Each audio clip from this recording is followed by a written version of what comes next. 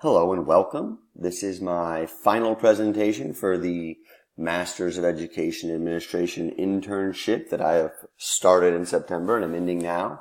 And what a phenomenal and fun journey, wrapping up all and applying a lot of the great information we've learned throughout the program in real life situations during our internship. I think that personally I was more fortunate. I mean, I don't know if I'm more fortunate, but I felt more fortunate than most because I got to work with Dr. Bell, my campus principal and site mentor, who is a very skilled administrator. And, you know, a lot of things we've learned throughout the year or throughout the whole program, it's something that she's pretty much seems to be a master at most of it. And if she's not, she's the kind of person that will always reach out for help in areas where she struggles or she knows she's not as strong. So in this presentation, my objective is to discuss the 9 principal competencies. I'll have an artifact, at least one artifact for each competency, and then I'll demonstrate. And as I'm explaining my artifacts, I'll demonstrate preparedness or how I'm prepared for administrative career. Basically, I'll talk about one competency at a time, and we'll talk about artifacts and preparedness when we discuss that competency. So the first competency is the principal knows how to shape campus culture by facilitating the development, articulation, implementation, and stewardship of vision. So, vision is very important. Now, I wasn't able to shape a campus vision with, the campus principal, but we were able to, me and my site mentor, able to shape a vision for the community engagement committee and what community engagement is supposed to look like at Morton Ranch Junior High. So we met in November, and then we had our first meeting in December, and then we met again in March and had our second meeting with the committee.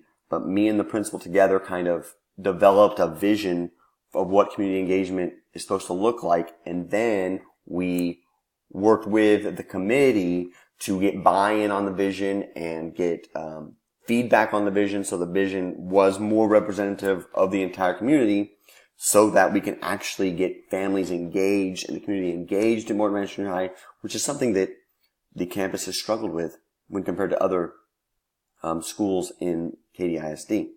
So it was actually really fun and very rewarding, and probably my most fun thing to do as an intern was the community engagement committee and the planning for it. Competency 2, of course, is communicate and collaborate with all members of the school community. I did this also in kind of a microcosm. Weekly, usually on Tuesdays, I facilitated PLCs for each social studies grade level team. First period, 6th grade, 8th grade was second period, and then 4th period on Tuesdays was 7th grade. We worked together. These were diverse team members, different ideas, but we worked together to create plans, to create lessons, to get strong, exemplar lessons so that we can reach every student. There were some struggles. There were some teachers that didn't like to, do some of the lessons or didn't think that they would work, but together we worked, to get everybody on board, and to collaborate. Competency 3, of course, acting with integrity, fairness, and in an ethical and legal manner. There's one thing that I thought that I, acted in a very ethical manner was the video cohort. The district asked instructional coaches if they wanted to videotape the teachers on their teams. I had a few teachers, say that they would volunteer to get recorded as they taught. No matter what the teachers did in the classroom, as long as it wasn't a detriment to a child's safety, the deal was that we would never share any of the videos except with that teacher, and together we would work on whatever the teacher wanted to work on to get better at as a teacher. And I thought that was a good, kind of starting point for ethical and acting with ethics and not, tattling on teachers and things of that nature.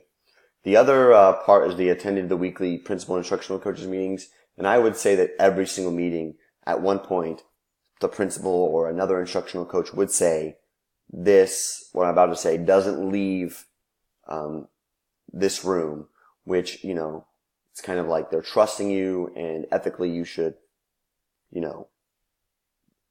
be loyal to the team and things of that nature, and to the principal, and not do anything that's going to detriment learning and how teachers operate on campus. Competency 4, it's a mouthful, right? Basically designing and implementing curricula and strategic plans that enhance teaching and learning. That in ensuring it's aligned with the curriculum and instruction. We have resources and we have assessments and all this stuff. Basically, competency 4 is the job description of an instructional coach. So I was able to leverage my job title as instructional coach to do this. The weekly PLCs were sometimes data meetings.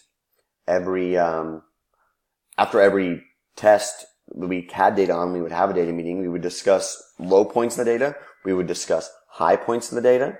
And we would determine what the best course of action was in the future to make sure that we cover material that maybe we didn't cover too well. And what we did do well, what can we do, or how can we use that information to cover that material again?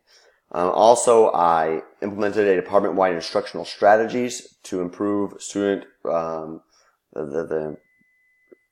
students' retention of information. There was a speaker named Meredith Alvaro, who is a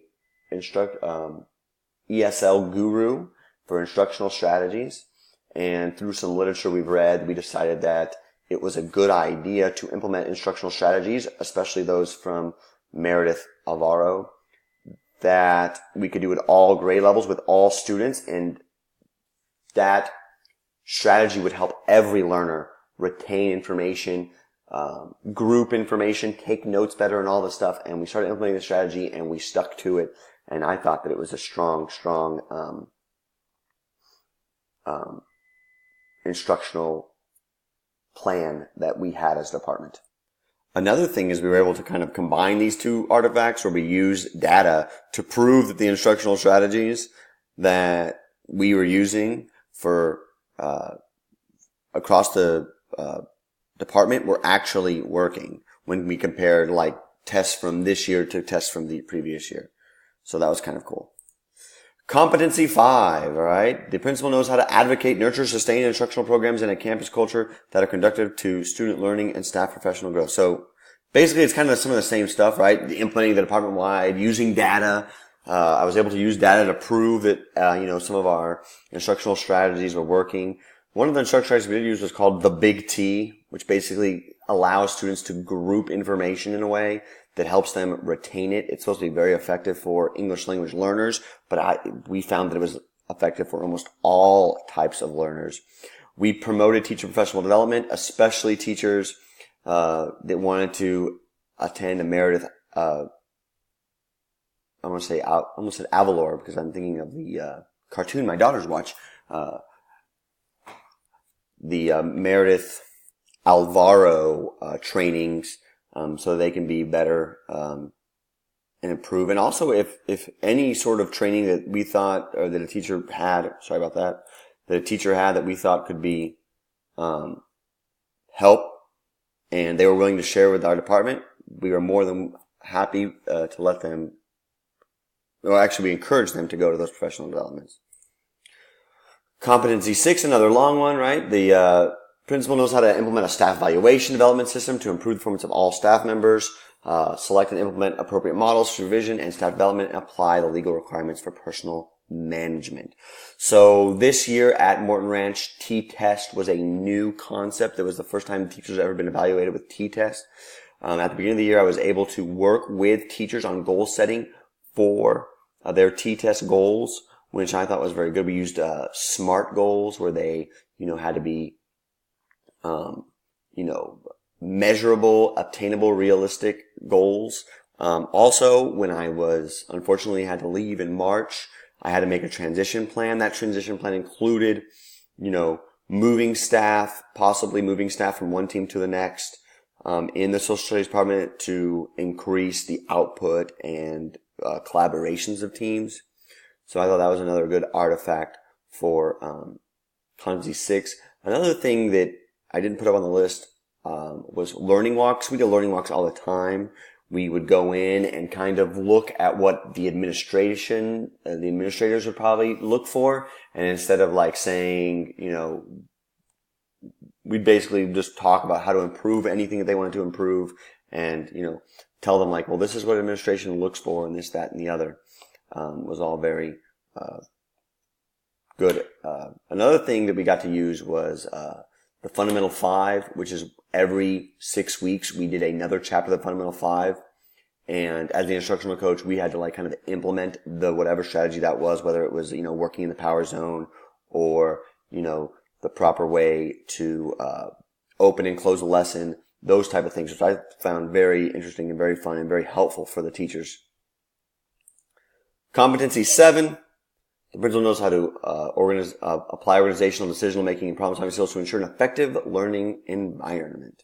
So again, things like the transitional plan, I thought was kind of applies here because, trying to move teachers from one department to the next, or excuse me, one grade level to the next, we thought would improve the learning environment for the students in that grade because the type of things that we were doing in PLC would be different, hopefully. And that was the idea with the transition plan I created. Also, we, 3 times this year we had a full day planning with each grade level team. And during these plannings we would talk about a variety of things. Basically, I would create an agenda from the start of the day to the end. We would stay on agenda. We would work hard to make sure that we created lessons and did things that would help us become better teachers and increase the output of students by making the learning environment better.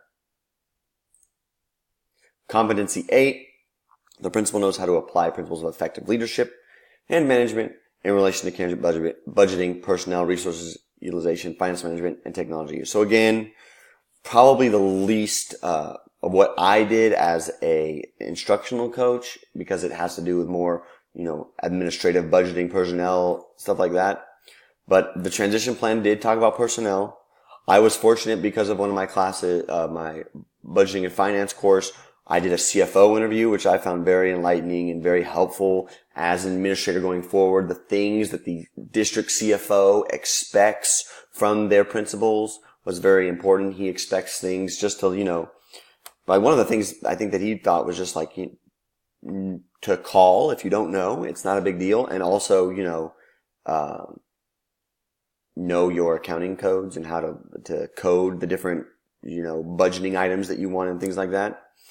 And then finally, I was a couple of times able to order supplies for the department. And this is the kind of thing that I guess I kind of learned that maybe wasn't the best practice because we had both me and the department chair of the social studies department ordering supplies. And it probably shouldn't have worked that way. There should have been one person kind of we filtered through. That way we don't go over budget or below the budget. So it was I got to learn maybe have only one person allowed in a department to order supplies regardless of their position or whatever. I probably shouldn't have been ordering supplies. It should have been the department chair only. And then finally, competency 9, the last one, right? The principal knows how to apply principles of leadership and management and make a safety one of the most important things on campus. So a couple of things I got to do was lunch duty. I got to participate in a fire drill, as an administrator, and I went to several way team meetings. Way team meetings is what we were our meetings for our PBIS program. So it's talking about the Maverick way and how we should do certain things.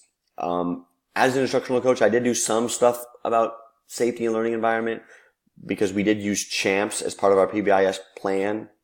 And, if we discussed in PLC effective ways to use CHAMPS and things like that, which I thought were very helpful, as a future administrator, because now I can almost discuss it in a more professional way as an administrator, when I'm discussing it with the whole campus. So, in conclusion, it's an exciting time to be all wrapped up and done, and it's also very great to have been part of the Texas A&M, Mass